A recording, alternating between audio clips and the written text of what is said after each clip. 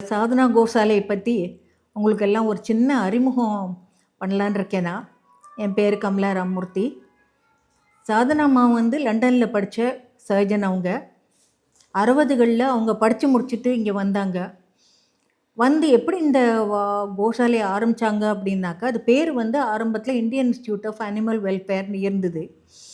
But நாளடைவில் அவங்களோட main purpose என்னன்னாக்கா, இந்த வெட்டுக்கு போகிற மாடு, உடம்பு சரியில்லாத மாடு, எல்லா மாட்டையும் நம்ம பராமரிக்கணும் அப்படின்னு சொல்லிட்டு, வீட்டில் இருந்த பால்காரனே என் மாட்டோட பால் வற்றி போச்சு, அதனால நான் வேறு மாட்டு பால் தான் உங்களுக்கு கொடுக்க போகிறேன், அப்படி அந்த மாடை என்ன பண்ண போகிறேன்னு கேட்டப்போ, இல்லை அது இனிமேல் உபயோகம் இல்லைம்மா, அதுக்கு அதை நாங்கள் வெட்டு கொடுத்துருப்போறேன் அப்படின்னு சொன்னானா.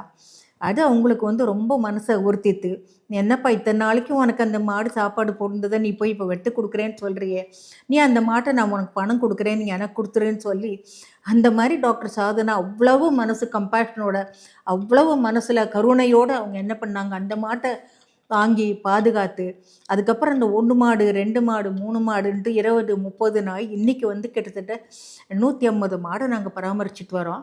எங்கள் சாதனா அம்மா ஒரு 3 வருஷம் முன்னாடி அவங்க தவறி போயிட்டாங்க. எனக்கும் சாதனா அம்மாவுக்கும் கிட்டத்தட்ட ஒரு 15 வருஷம் பழக்கம்.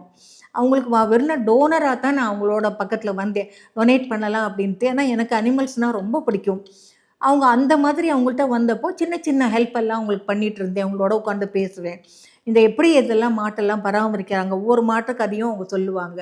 அதெல்லாம் பார்த்தோன்னே எனக்கு இன்னும் சர்வீஸ் பண்ணணும்னு தோணும்போது அவங்களுக்கு எனக்கு ஆப்பர்ச்சுனிட்டி கொடுத்தாங்க, எனக்கு இந்த ஹெல்ப் பண்ணுமா அந்த ஹெல்ப் பண்ணுமா அப்படின்னுட்டு. ஸோ அவங்க கொஞ்சம் கொஞ்சம் என்ன பண்ணாங்க, இந்த அட்மினிஸ்ட்ரேட்டிவ் வேலை, ஆஃபீஸ் மேனேஜ்மெண்ட்டு, டொனேஷன் கலெக்ட் பண்ணுறது, அதெல்லாம் கொஞ்சம் கொஞ்சமாக எனக்கு பண்ண சொல்லிவிட்டு அவங்க கோசாலையிலேயே தங்கி அவங்க மாடு பார்க்க ஆரம்பித்தாங்க. இப்போ 850 மாடு நாங்கள் இங்கே பார்த்துட்டு வரோம். அதில் நிறைய அடிபட்ட மாடு இருக்குது, அப்புறம் பால் வற்றி போன மாடு இருக்குது, வயசான மாடு இருக்குது, கேன்சர் வந்த மாடு இருக்குது. சில சமயம் முன்னெல்லாம் சேரிகள்லாம் இது சேரி இதுனும் ஐ மீன் தீப்பிடிச்சி எரிஞ்சு போகும், அந்த வெந்து போன மாடெல்லாம் வச்சு பராமரித்து பார்த்துட்டு வந்தாங்க. அவங்க இது தவறி போனது பிறகு நான் தான் பார்த்துக்கிறேன். எங்களோட நான் சொல்ல வேண்டியதில்லை, இந்த மாடு மாதிரி இது ஒரு ஆர்கனைசேஷனை நம்ம நடத்தும் போது ஏராளமான கஷ்டங்கள், ரொம்ப பல தரப்பட்ட சைட்லேருந்தும் எங்களுக்கு தொந்தரவு வரும். ஏன் இந்த மாட்டை வச்சுருக்கீங்க, எதுக்காக வச்சுருக்கீங்க, எங்களுக்கு வெட்டு கொடுங்க அப்படின்னு சொல்லுவாங்க. அதெல்லாம் நாங்கள் எங்களுக்கு அதெல்லாம் காதுலையே படாது. ஒரு தடவை மாடு எங்கள் காம்பவுண்டுக்குள்ளே வந்துடுதுன்னா அது கடைசி வரைக்கும் எங்ககிட்ட தான் இருக்கும். ஒரு நாளைக்கு அந்த மாடுகளை பார்த்துக்கிறதுக்கு 45,000 ரூபா ஒரு நாளைக்கு ஆறுது, மாதத்துக்கு 22 லட்சம். அதெல்லாம் என்ன, பால் கறக்கிற மாடு எங்கள்கிட்ட கிட்டத்தட்ட 4 5 இருக்கும். அதுவும் வெட்டுக்கு போகிற மாடு வரும்போது அதில் எதையுமே ஸ்பேர் பண்ண மாட்டேங்கிறாங்க.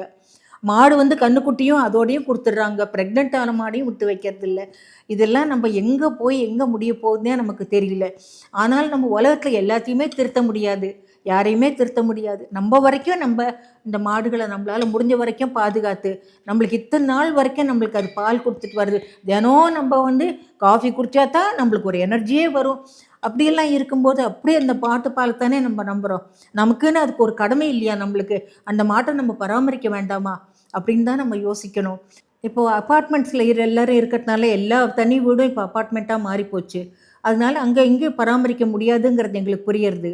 அதனால நீங்கள் எங்கேயானு யார் வீட்லையானு பார்த்தீங்கன்னா, ரோட்டில் மாடு தானே அடிபட்டு இருந்ததுன்னா நீங்கள் எங்கள்கிட்ட கொண்டு விடலாம். நாங்கள் உங்கள் சார்பில் நாங்கள் பார்த்துக்குறோம். நீங்கள் எவ்வளவோ செலவு பண்ணுறீங்க, நீங்கள் அதை கொஞ்சம் இந்த மாட்டுக்கு செலவு பண்ணிங்கனாக்க உங்களுக்கு அந்த புண்ணியம் நிறைய சேரும், உங்கள் ஃபேமிலியும் அந்த புண்ணியம் பாதுகாக்கும். எங்கள்கிட்ட கொண்டு கொடுங்க, நாங்கள் உங்கள் சார்பில் நாங்கள் பார்த்துக்குறோம். நன்றி.